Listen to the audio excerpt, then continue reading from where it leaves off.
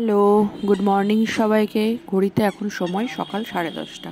আর আজ আমরা বৃষ্টি মাথায় নিয়ে বেরোচ্ছি আরাকু থেকে ভাইজ্যাগের উদ্দেশ্যে। গাড়ির ছাদে চলছে আমাদের লাগেজের সমস্ত প্যাকিং।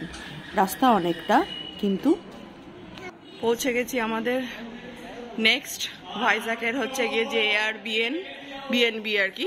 তো আগের আমরা যে এয়ারবিএনবিতে ছিলাম, মানে ফার্স্ট যে দুদিন এয়ারবিএনবিতে ছিলাম, সেই এয়ারবিএনবি দুটো আমরা সেটা পাইনি আর কি। তো অন্য একটা প্রপার্টি আমাদেরকে দেওয়া হয়েছে।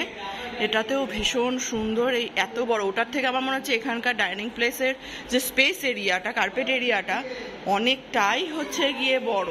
ঠিক আছে, এখানে তো আবার মানে ডাইনিংয়েও হচ্ছে গিয়ে এসি রয়েছে। ঠিক আছে, মানে এতটা এটার কার্পেট এরিয়াটা, ওই যেটা বললাম কার্পেট এরিয়াটা অনেকটাই বড়।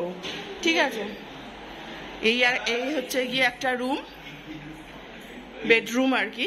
এটাও 3 BHK। এটাতেও ওয়ার্ড্রপ আছে, সবটাই সুন্দরভাবে সাজানো। এটা সেকেন্ড আর একটা হচ্ছে রুম, বেডরুম।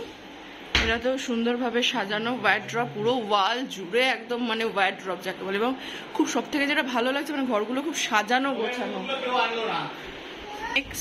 নেক্সট থার্ড একটা, এই যে ছেলে মেয়েগুলো বেশ সুন্দর দৌড়াদৌড়ি করে খেলছে, মানে এটাই ওদের কাছে খুব ভালো। এটা আর একটা থার্ড বেডরুম।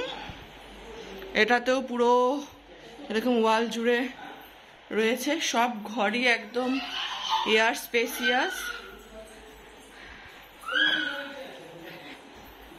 ভালো লাগছে বেশ।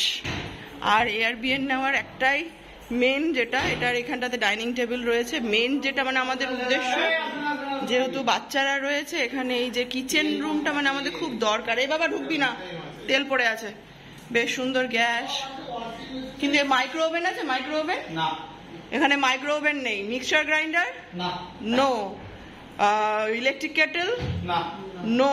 Washing machine no. তাহলে মানে যেটা আগের এয়ারবিএনবিতে আমরা ওগুলো পেয়েছিলাম ফেসিলিটি, এই এয়ারবিএনবিতে কিন্তু নেই। এই যে আমাদের ঝাড়ুদার, এখানে তেল কি করে পড়লো? যাই হোক, বেশ সুন্দর। এটা কি? এটা হচ্ছে ঠাকুর ঘর, বেশ সুন্দর। মানে সাউথে যেটা মানে মেন বিশেষত্ব আমি দেখছি, যে এটা একটা ছোট্ট ব্যালকনি স্পেস রয়েছে। ফ্রিজটা কি অ্যাক্টিভেট?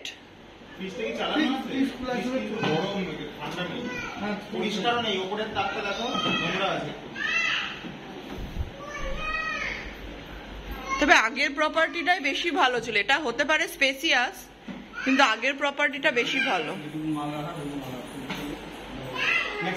এই জায়গাগুলো সব পড়ে আছে। তো রুমে ঢুকেই লাগেজগুলোকে আনলোড করে দিয়ে বাচ্চাদেরকে খাওয়া দাওয়া করিয়ে নিয়ে আমরা বেরিয়ে পড়েছি সি বিচের উদ্দেশ্যে। কারণ গাড়ির সাথে কন্ট্যাক্ট আছে যে আমাদেরকে যে দু তিনটে নিয়ারেস্ট আর কি সি বিচ রয়েছে, সেগুলো আমাদেরকে হচ্ছে গিয়ে ওনারা দেখাবেন। তো সি বিচে যাওয়ার আগে আমরা হচ্ছে গিয়ে প্রথমেই ঢুকবো লাঞ্চের জন্য কোনো একটা রেস্টুরেন্টে। এই কফি রেস্টুরেন্টটা হচ্ছে গিয়ে সেখানটাতে ছিল, কিন্তু আমরা এখানটাতে গিয়েছিলাম জাস্ট হচ্ছে গিয়ে কফি এবং কিছু স্ন্যাক্সের জন্য।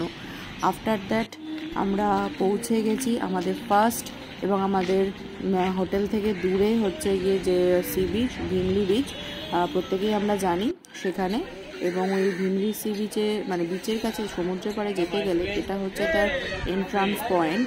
মানে আমরা এইখানটায় এসে আর কি এত ভালো একটা সি বিচ দেখে এতটাই আপ্লুত। এবং তার থেকেও বড় কথা, আমার ছেলে যেহেতু হচ্ছে কোলে কোলে ঘুমোচ্ছে, তার জন্য খুব বেশি ভিডিও করার সময় সুযোগ কিছুটা হয়নি অনেকক্ষণ যাওয়ার পরে। তাও হাতের কাছে যতটুকুটা পেরেছি, মানে এখানে সমুদ্রের পাড়ে এত সুন্দর একটা মূর্তি, যাকে বলে মারমেডের মূর্তি যাকে বলে, সেটা দেখে আমরা খুবই মুগ্ধ হয়েছি।